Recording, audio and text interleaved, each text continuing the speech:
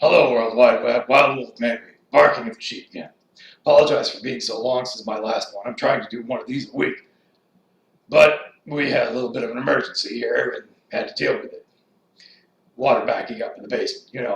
It's kind of something you got to take care of. However, I've got something I'd like to talk to you about. Actually, a couple of things. But we're told to take and have faith like a mustard seed. We're told to approach God like little children. I'd like to give you an illustration that might help you understand how I see both of these. Let's just say you're a father. You have a child. When the child was very young, you picked up that child and you threw him in the air, and when they came down, you caught them.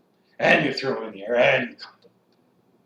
They spoiled with joy. They didn't realize it was dangerous. You didn't even maybe think of it as dangerous. They learned to trust you. Later on, your house is on fire. They're stuck upstairs. They come to the window and you see them and you say, "Jump, I'll catch you."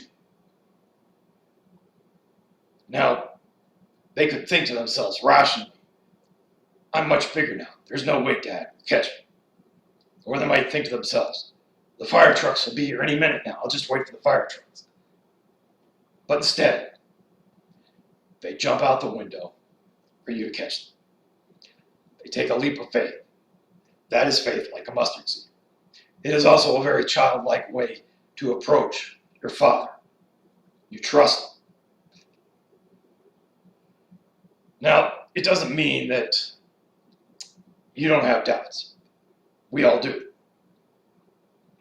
Faith is not a lack of doubts. What faith is moving past your doubts.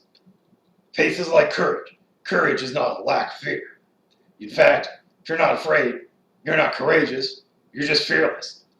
There's a difference. Courage is moving past your fears and doing what you think you need to do.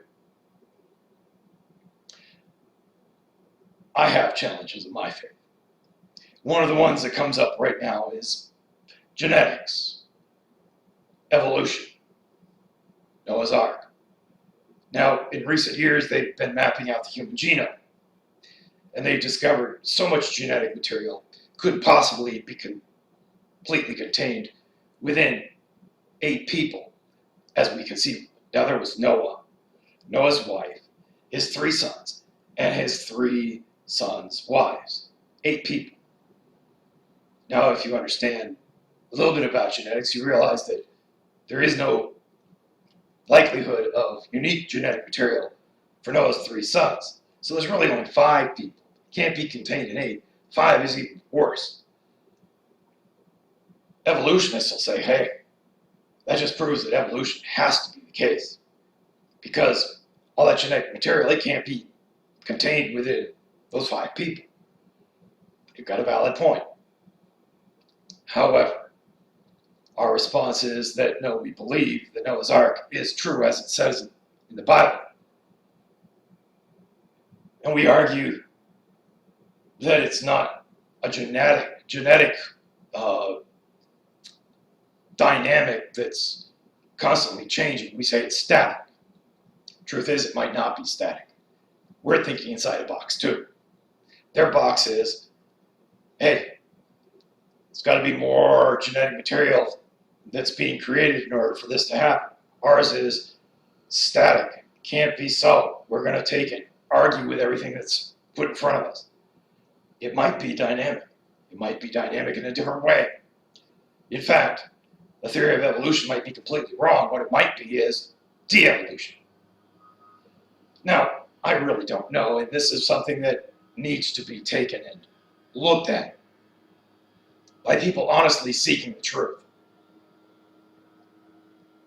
There could be that from generation to generation, genetic material is lost.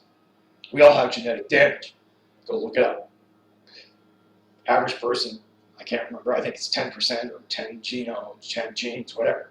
But it'd be a simple thing to take and grab a control group of people and say, hey, we got the mother, we got the father, we got the child, map their genomes out and see, chromosome by chromosome, are all the genes still there?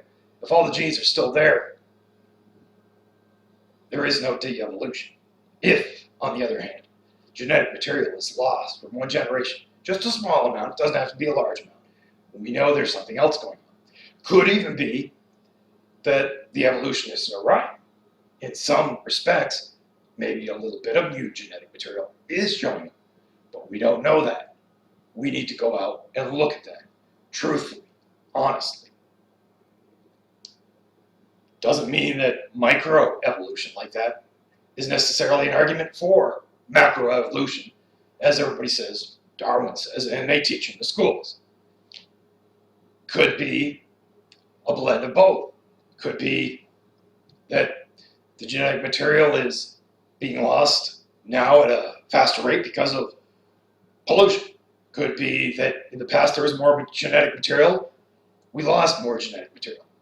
Matters of faith, because we're not going to be able to take and prove all that. Or at least my understanding is that we won't be able to prove all that.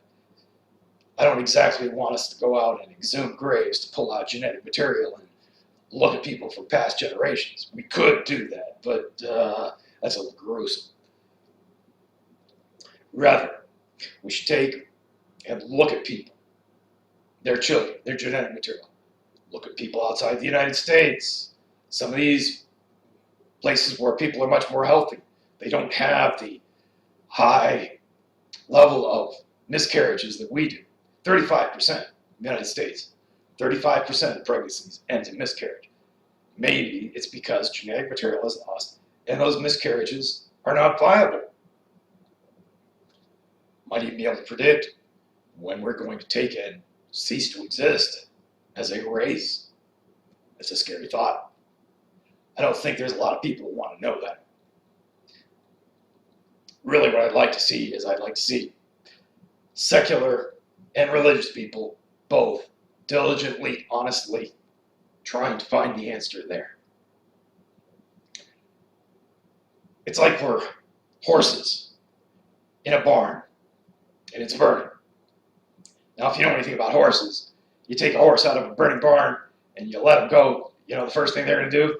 They're going to go back to that place they think of as safe and burn with a barn. A barking dog isn't going to get them out of the barn.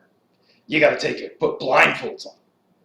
They've got to trust the person who's leading them, taking them out to safety. They can't see anything. They can't perceive anything. So the question then becomes, are you and I going to let somebody put blindfolds on us and lead us out of the burning barn? Or are we going to stay in the barn and die just because we think it's safe? Well, I think that pretty much covers it for this week. Could probably say more, but I'll save it for another time. Talk to you later. God bless us all.